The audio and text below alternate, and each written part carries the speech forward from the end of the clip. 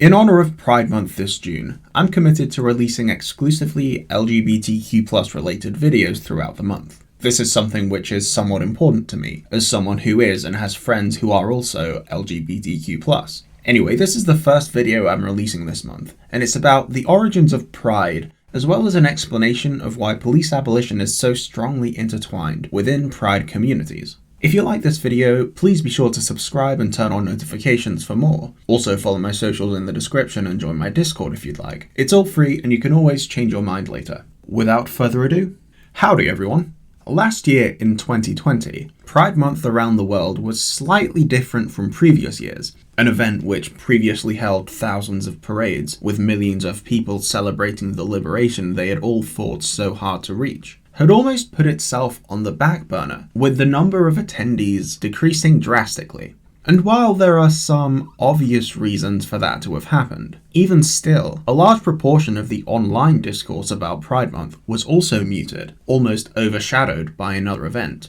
or rather a series of events that were going on over that month or so. In May 2020, a year and 10 days ago as at the time of this video's release, 4 police officers were filmed being complicit in the murder of George Floyd, a 46-year-old African-American man, by Officer Derek Chauvin pressing his knee on the back of Floyd's neck until he choked to death. The crime that Floyd was being arrested for was the possession of a counterfeit $20 bill.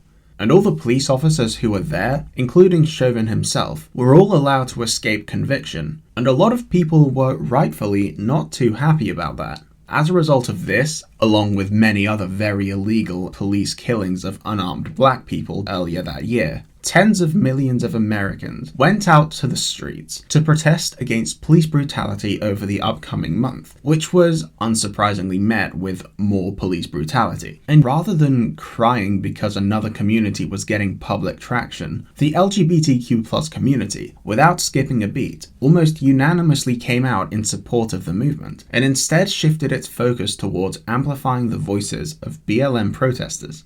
Even when protests had died down a bit towards the end of the month, the discourse within queer communities was still predominantly about and in support of the protests. And I want to go over why that was the case. A lot of people mentioning LGBTQ+ pride start in the late 1960s, but there were a good few movements that happened in the decades before. Henry Gerber and John T. Graves, a German immigrant and an African-American preacher, formed the Society for Human Rights in Chicago as far back as 1924, the first openly gay movement in the United States. And while the organization was short-lived, Gerber's organization was ransacked by police after a literal Karen called the police on him for allegedly being obscene in front of her children, even though he was just talking to them about gay issues. Gerber's name has been remembered throughout history in LGBTQ groups, rightfully so. Graves' name is still left in obscurity, however, with barely any information about his life left today. I wonder why that is. Skipping forward to 1950, because nothing relevant happened between those 2 years. Absolutely nothing whatsoever. Especially nothing within the context of police forces brutalizing the very existence of members of the LGBT community, along with almost every other minority group you can think of, to the point of genocide. In 1950, a bunch of leftists formed the Matakin Society, one of many groups of people organizing for many left-wing, progressive, and particularly pro-LGBT causes, under what was dubbed as the homophile movement, a term coined to try and dodge the medical connotations of the word homosexual at the time. And work started pretty well. The group gained a bunch of notoriety and support over the next couple of years.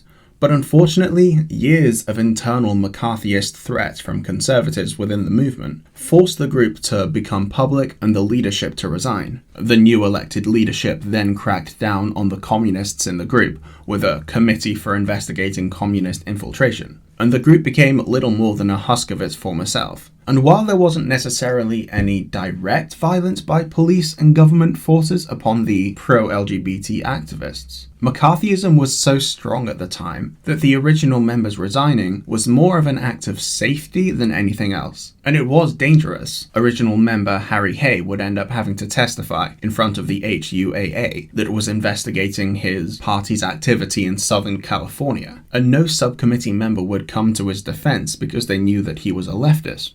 Fortunately though, he was able to get out, and he continued a life of pro-LGBT, anti-apartheid, anti-death penalty activism, and also pro-NAMBLA activism, which is a pro-gay pedophilia group, which, yikes. You could write an entire book about this guy, and a guy called Stuart Timmins did. Check it out if you want. This guy's life is really interesting in a very weird Ernest Hemingway kind of way. But at the same time, for the sake of the timeline, it's important to remember that we're still talking about the mid-1950s, and the mainstreaming of LGBTQ+ pride was just around the corner.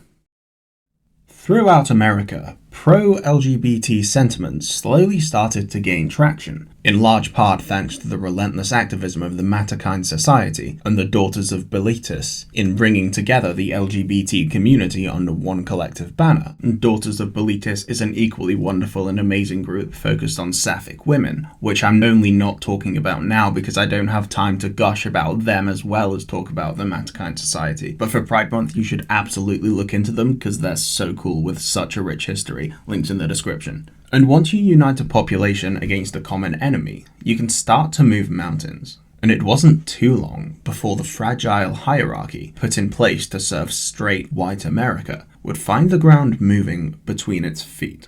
One evening in May 1959, police arrived at an openly transgender donut cafe in LA. They started asking for IDs of patrons, which was, and still is, a way for police to force someone to out themselves as transgender, since ID at the time, and even now in a lot of places, didn't let you choose your gender if you were trans. But the gist was, if you gave it to them and they see your sex as different to your clothing, you become a felon suspected of homosexuality and gender nonconformity, giving them reason to subsequently arrest you.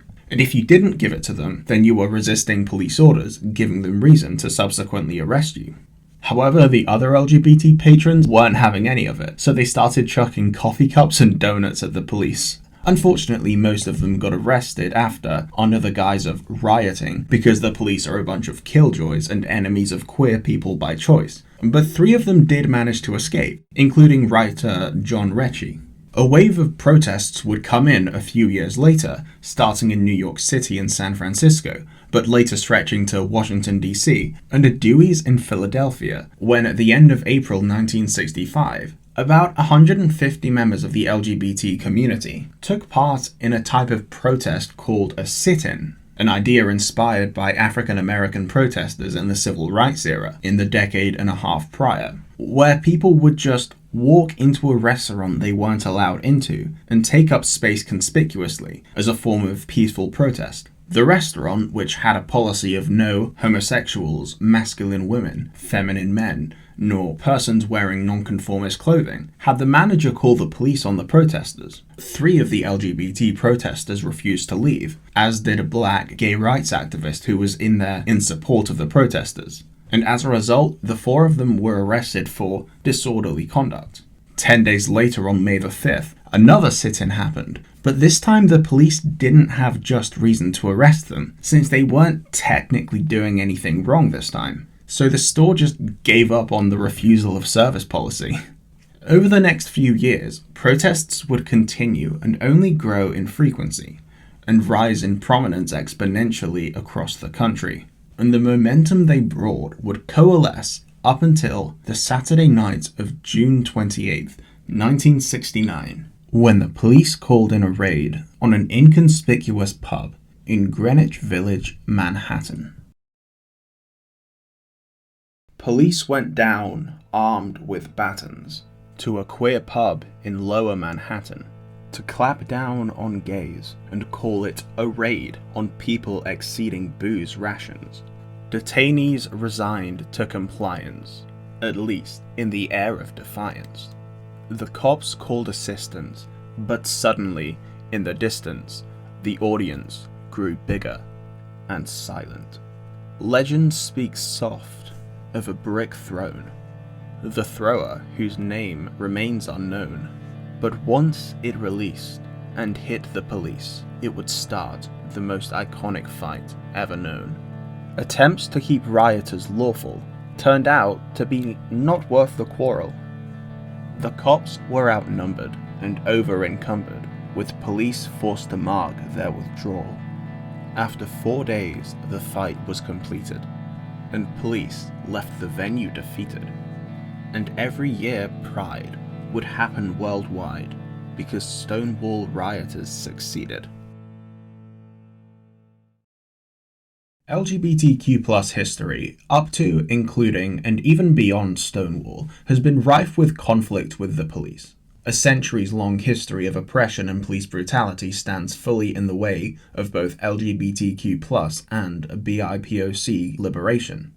And it can't be excluded, although it's not what this video is directly about, but the Stonewall riots, and many events leading up to it, were organized and inspired by a large proportion of non-white people. People like Marsha P. Johnson, Sylvia Rivera, and Zazu Nova, in particular, are non-white people known to have been prominent within the Stonewall movement, with heavy involvement not only in the Stonewall riots, but also a lot of other important Pride events before and after. And hundreds, if not thousands, more activists of the time still remain unnamed, their heroic stories nothing more than a footnote in a book which no longer exists. An overwhelming number of them didn't and still don't get the recognition or even the attention that they deserve, purely due to the society they live in being infinitely more critical, negligent, and outright hostile towards them than their white counterparts. And the Pride movement has been so intensely whitewashed in societal storytelling, to the point where even my retelling is likely not going to be wholly representative of that fact, despite the scrutiny that I'm putting this script under, and please do let me know if and where that is the case in the comments below.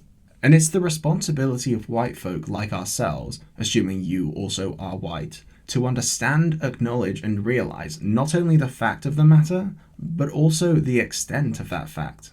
But this brings us to why Pride are, and were, in favour of elevating BIPOC voices, in particular, about police brutality and the BLM movement. Because fundamentally, it's exactly the same principle. Obviously not in the same level of severity, although comparing the severity of any two groups' oppression is never a good nor useful ordeal. But anti-police sentiment and activism has been so fundamental to the liberation of LGBT people and the very existence of Pride that supporting black liberation and freedom from the exact same thing is less of a bold stance, but instead a matter of moral consistency. It also serves as a way to recognize the fact that the Pride movement owes itself to the foundation built and contributed to by BIPOC within the LGBTQ+ community, and showing gratitude and appreciation to those who formed the basis of LGBTQ acceptance.